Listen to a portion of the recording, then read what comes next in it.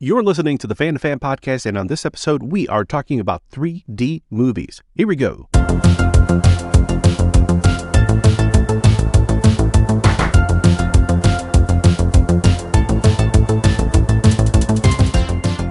Welcome to the Fan2Fan Podcast. I'm one of your hosts, Bernie Gonzalez. With me today, co-host extraordinaire, Pete Charbonneau. If this is your first time listening to the Fan2Fan Podcast, one, thank you. And two, you may notice from previous episodes that we are all over the map. We talk about Saturday morning cartoons, horror movies, John Carpenter TV shows, comic books. We've talked to some amazing guests and done some deep dives into the Twilight Zone, Sword and Sandal movies, canon films, VHS collecting. We try to focus on our memories. First time we saw some of these movies, watched some of these shows, our fandom, because we love having conversations between fans with fans about all things pop culture. And we're just going to scratch the surface, but this topic has a permanent address on Nostalgia Lane. Pete, we grew up on movies like Star Wars, Raiders of the Lost Ark, Gremlins, Goonies, Willow, and among those gems, we had a few those mom and pop stores deep down the aisle VHS movies that we rented when The Karate Kid wasn't available to rent. We've talked about it a few times. I did not have cable growing up, but you did, Pete. And you've talked about watching movies like Big Trouble in Little China in the comfort of that wood-paneled basement, got the glow of that TV that weighed about the equivalent of a small elephant. And then there were all these sequels that took advantage of what we're going to talk about today, spoiler, a 3D movie, because there was a trend in the 80s for 3D that included Friday the 13th Part 3, Jaws 3D, Amityville 3D, Freddy's Dead, The Final Nightmare 1991, movies that we'll probably reserve to do a deep dive with our good friends Doug and Jamie from the Sequels Only podcast. But we are not talking about any of those movies. We are not talking about Toy Story 3 in 3D, Spider-Man Into the Spider-Verse, any of the Avatar movies. Oh no, dear listener. Hello, ladies and gentlemen. I'm Lloyd Nolan. I feel very privileged that I am about to become the first actor ever to appear before the public in natural vision, 3 dimension. Now, I assume that you all have your magic glasses on. They really are magic. And that you have them on straight. Good. It's rather remarkable, isn't it? Can you tell me, Lloyd, how you get this wonderful feeling of space all around? This new sense of freedom. I feel alive, as though I could walk right out through the screen. Come here. No tricks. You're walking right into their laps. I have some notes on history of 3D. Go for it, because I did a little research myself. Okay, perfect. Love it. Specifically 80s 3D. Awesome. Good. So this will match up really well because there was a lot of movies in the 80s that we grew up with that took advantage of this. So I wanted to go a little bit further back just to get an idea for where 3D came from. So the golden age of 3D began in 1952, although I did see that there were some 3D movies earlier than that. But really the golden age. In the 20s, yeah. Yeah, which surprising that, the technology was out there, that it was available, but really starts 1952 with the first color feature broadcast in 3D, which was Bawana Devil. Never before has the color camera captured such savage jungle violence as killer lions terrorize a fierce warrior tribe and a relentless white hunter challenges death itself for the love of his beautiful bride. It's the unforgettable African adventure story that made screen history. Not a movie that rings true to me versus highlights from that era, Revenge of the Creature. Vincent Price in House of Wax, Carl Malden in Revenge of the Rue Morgue. In 1961, The Mask was released in 3D. Unmasks the secret fears, the hidden terrors of lovers. Eyes of Hell. Come, look into the eyes of hell. You will never get over the magic of 3D, the weird world of unbelievable terror, a new dimension of diabolical thrills. First time that I've watched it recently on the Mystery Science Theater seasons. Really good, very trippy movie. It has a lot of Cabinet of Caligari feels to it, but the 3D, thanks to the Mystery Science Theater crowdsourcing campaign, they did provide folks who contributed to the campaign with actual 3D glasses. So it was really neat to be able to watch the movie in 3D, watch it later in 2D, and then realize that 3D was certainly the way to go for a movie that did not have a lot going for it except for the 3D. And I think that was a gimmick too, from what I remember, because at that point, 3D was going out of favor from the 50s. And I think that was like, The Mask was like 61 or something like that. That's right. And yes. The whole movie is not in 3D. It's only when the character puts this mask on, and then that's when you're instructed to put the glasses on. So almost, always reminded me of like almost like a William Castle-esque kind of gimmick of like 100%. Yes. It's like, those who cannot Hitchcock, Castle. I think that's the phrase. Yeah, something like that, right? Yeah. Why is it necessary to wear glasses to view three-dimension motion pictures? Well, Shirley, perhaps you'd better ask an eye specialist that question. As a matter of fact, it was just such an ophthalmologist who had a great deal to do with the developing of natural vision. To answer your question, Miss Teggy, the only way possible known to science for audiences to successfully view true three-dimension is through the use of glasses. Are these the same as Polaroid sunglasses? Not exactly, but made of the same material. Tell me, Doctor, how does natural vision affect the eye? When natural vision standards of photography and projection are adhered to, your eyes will function as they do in nature, which is healthy and beneficial. You should leave the theater with your eyes relaxed and refreshed as never before in viewing a motion picture. It's really in the 80s where, the version we grew up with of 3D kind of hits its zenith, because a movie that I've never heard of, wondering if you have, Coming at Ya. I saw God-fearing people stripped of their young women and struck down by minions of the devil. Evil men, led by two evil brothers.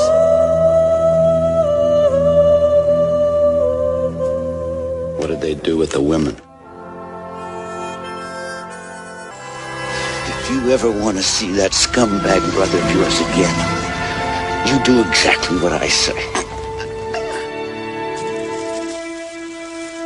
You don't have to be afraid, because I'm going to do everything I can to get you out of here.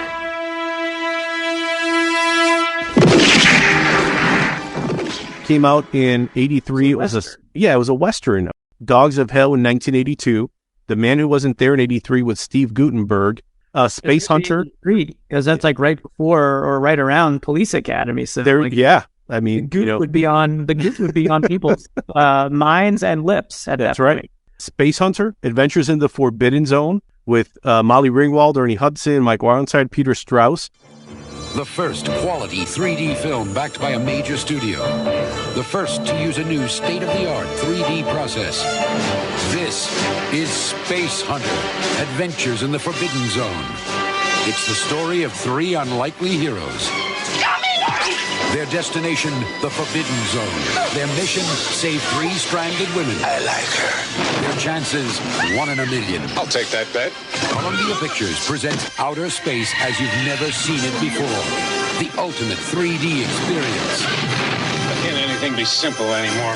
Space Hunter, Adventures in the Forbidden Zone. In 3D, the first movie that puts you in outer space. Rated PG.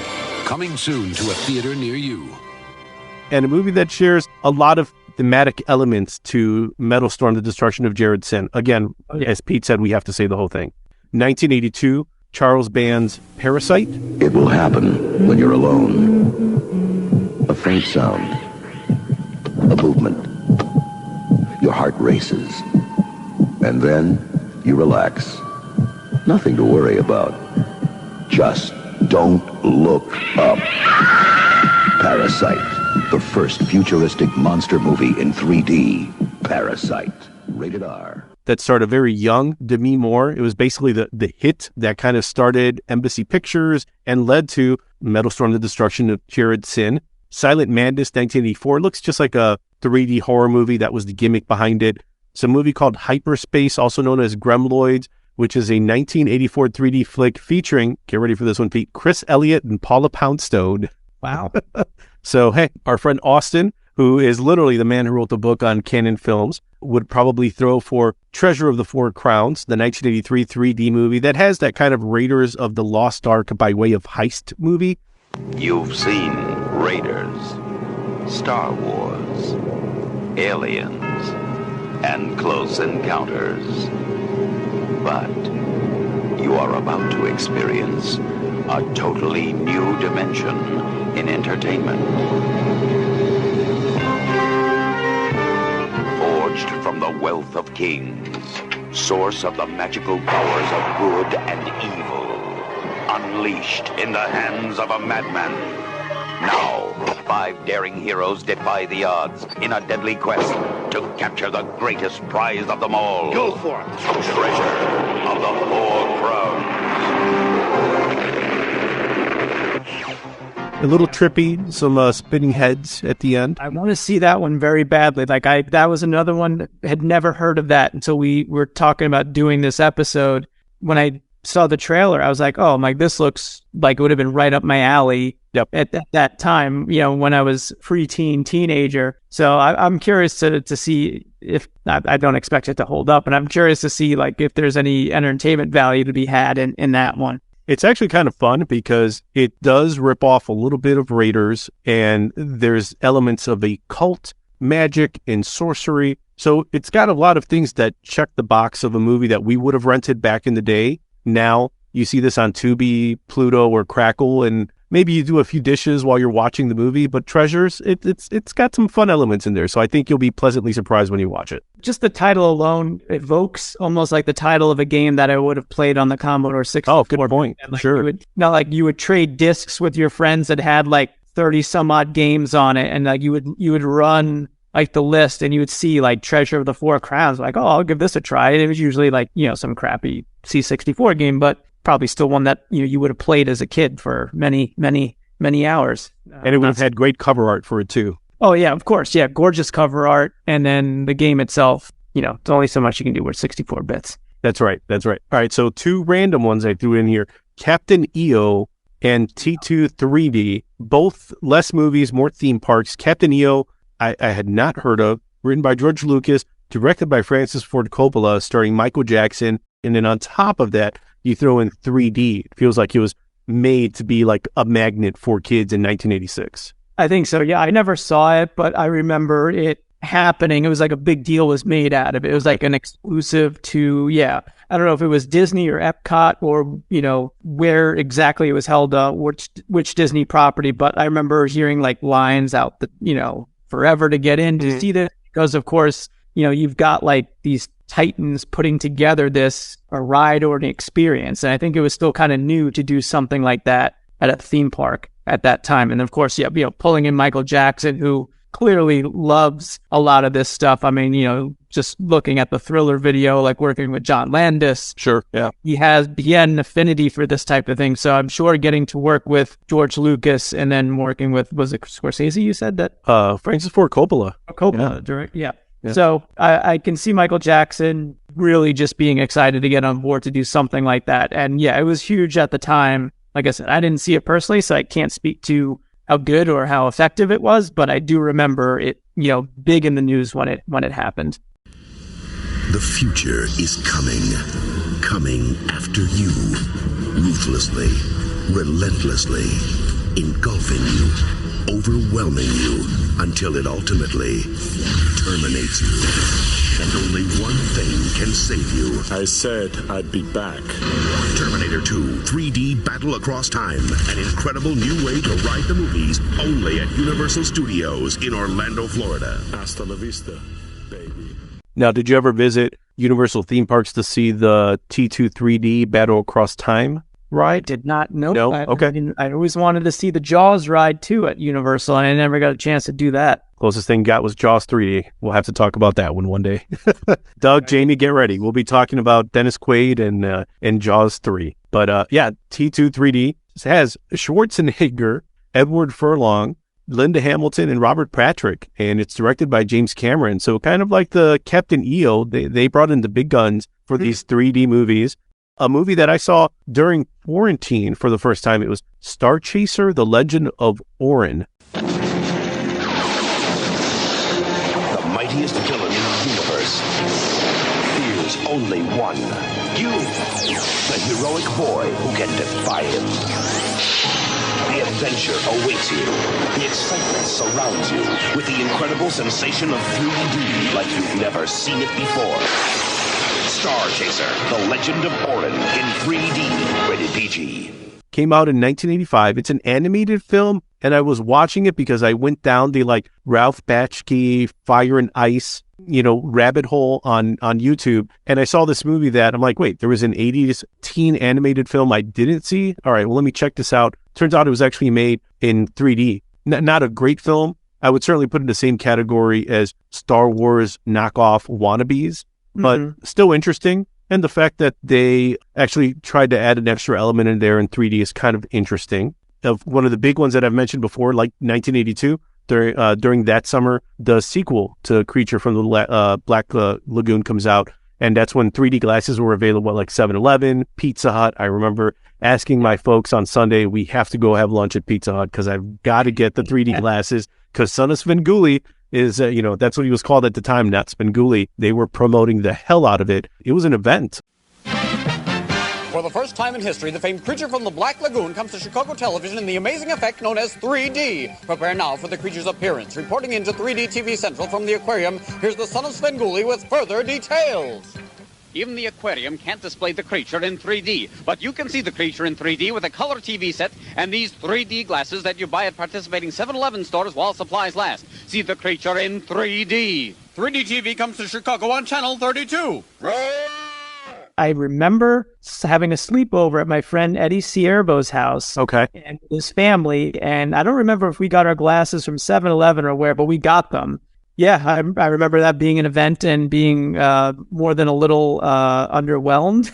The movie is not great. Revenge of the Creature is not as solid as the original. And I think even with the gimmick, it doesn't salvage it. It did not live up to what the promotion was making it out to be, unfortunately. But clearly, I think a lot of people from that era have memories of it. So, I mean, from a marketing standpoint, it was huge. And to be honest, until I saw the clips, and when you mentioned Svengoolie, Son of Svengoolie, I saw a clip of him promoting it on YouTube. And I was like, oh, wow, because, again, I will freely admit growing up in New York, Long Island, we thought the world kind of revolved around the tri-state area. And I did not even know that was a national thing. I thought because it was on PIX, which was a local New York station, that this was just something that was happening in and around New York. And so we were just like, oh, this is great. And, as you get older, you're like, oh, no one's going to remember this. But, to your point, this was a national, that they were running and was hugely successful, even if the movie itself wasn't great. Just to get people sitting in front of their TVs with their old school red and cyan 3D glasses. That's right, which probably have now disintegrated. I've seen a few on eBay, and my nostalgia only went so far when I saw the prices on some of them, especially for a movie that I don't know that I would necessarily enjoy watching again in 3D, let alone in 2D. You can get, not to sidetrack us too much here, but I'll just as a quick aside, but I had done a design concept for an event for the hospital that I work for. Oh, this would be great if we did a 3D effect, like an invitation. Oh, very cool. I created on the layers of the red and the cyan, and if you wore, and I'm like, well, let me see if this actually would work. And so when I ordered some of the 3D glasses, they came, I got a pack of 10 because when I did the presentation, I handed them out to everyone. And the goal was that, we would buy these in bulk and they would ship with the invitation, people would wear them. But when you put them on, it revealed the layers, it revealed, I had words that were revealed. I had some elements like a film reel that was revealed from it. So it actually worked like a charm. For whatever reason, they did not go with the concept. Why would they not? This is amazing. Universal praise for it. It was one of the best things that I came up with. So I used to have those glasses and they're buried somewhere because I've moved a few times, but it sounds amazing. That's it's funny because since we're both designers, because of all of these 80s movies that left such an impression on us, there's that little part of me that if the right project comes up, it sounds like you had the perfect project come up, just didn't work out.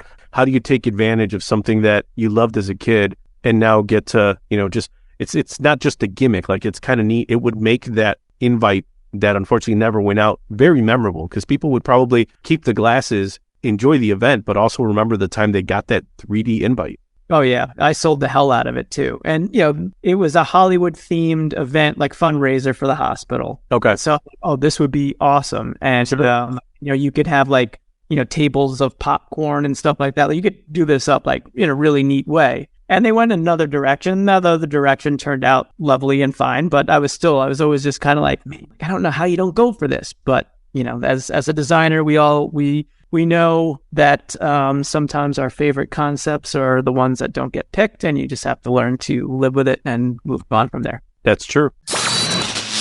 Remember, you can find the Fan2Fan Podcast at www.fanpodcast.com. Facebook, just search Fan2Fan Podcast. That's FAN, the number 2, FAN. On Instagram at Fan2Fan Podcast. Or on Twitter at Fan2Fan Podcast. We'd love to hear from you, so send a message and let us know what you think of the show. Thanks.